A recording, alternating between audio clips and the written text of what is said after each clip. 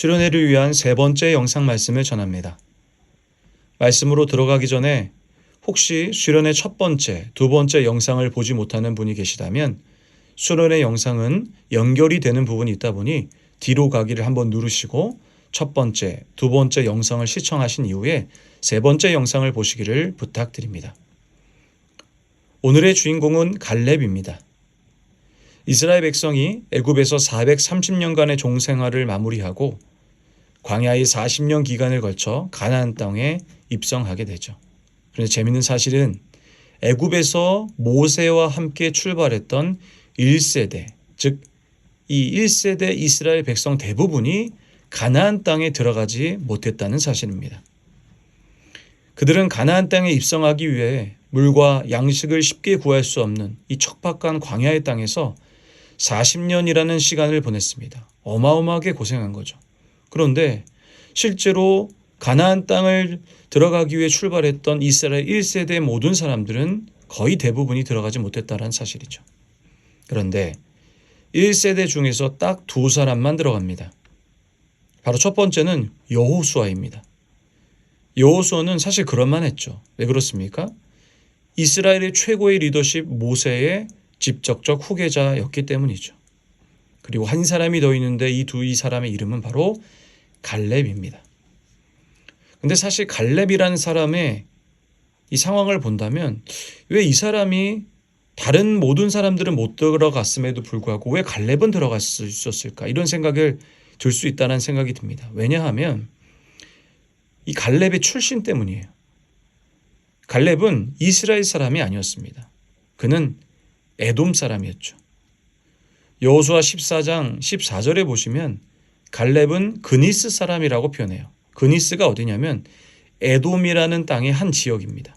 결국 갈렙은 이스라엘의 혈통이 아니라 이방 사람으로서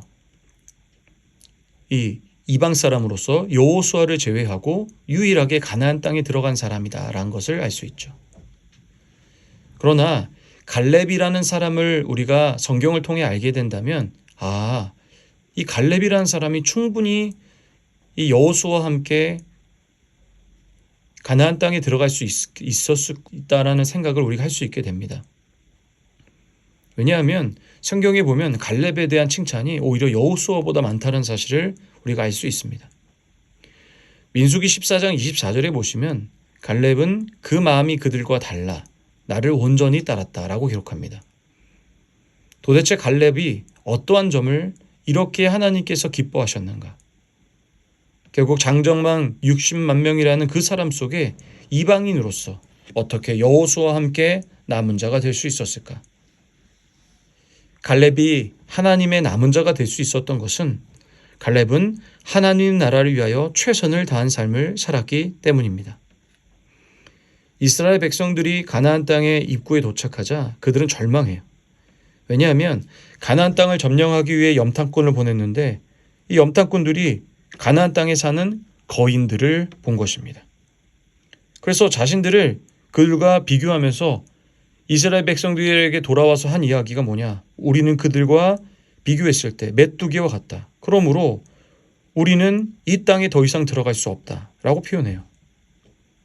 참으로 어두운 그런 분위기가 된 거죠. 그러나 이 어두운 분위기 속에서 갈렙은 이스라엘 백성에게 이렇게 이야기합니다. 가나안 땅을 점령하자. 하나님이 함께 하신다면 점령할 수 있다. 이런 얘기를 하는 거예요.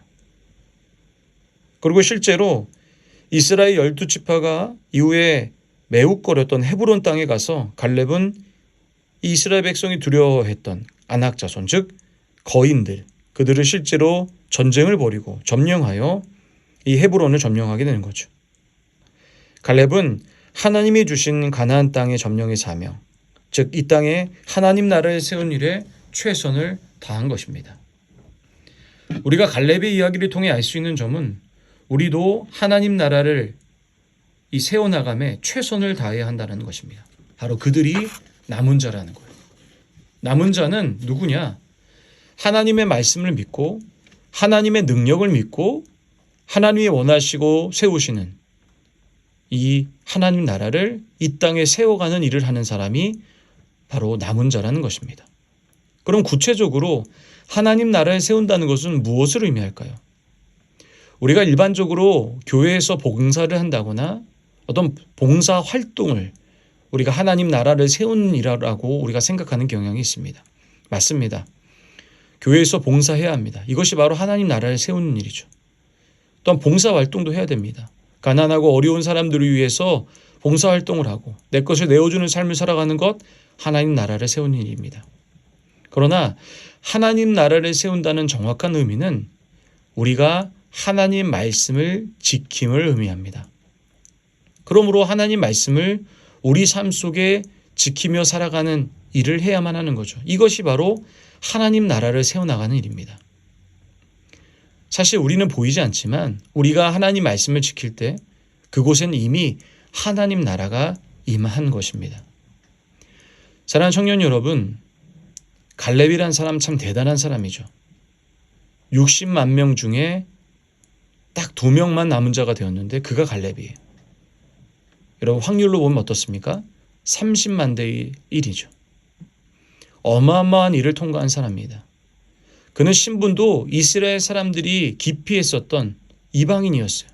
그러나 그는 하나님의 남은 자로 세움을 받습니다. 그 이유는 무엇일까요? 그는 믿음으로 하나님 나라를 세워갔기 때문이죠. 최선을 다했기 때문이죠. 그러므로 우리도 우리가 지금 실천할 수 있는 하나님 나라를 세워나가는 일을 해야 합니다.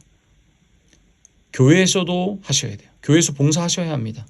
또한 세상에서 봉사활동이 있다면 해야만 해요. 그러나 지금 있는 내 자리에서부터 하나님 말씀을 실천하는 것이 중요해요.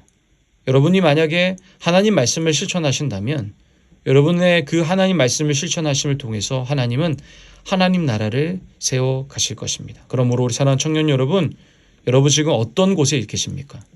여러분의 환경은 무엇입니까? 가정, 직장, 학교, 여러분과 친구 관계, 여러 가지가 있을 수 있죠. 그곳에서 여러분에게 주어진 하나님 나라를 하나님 말씀으로 세워가시기를 주님의 이름으로 축원합니다. 그럴 때 여러분도 갈렙과 같이 남은 자가 될 수 있음을 기억하시기 바랍니다. 감사합니다.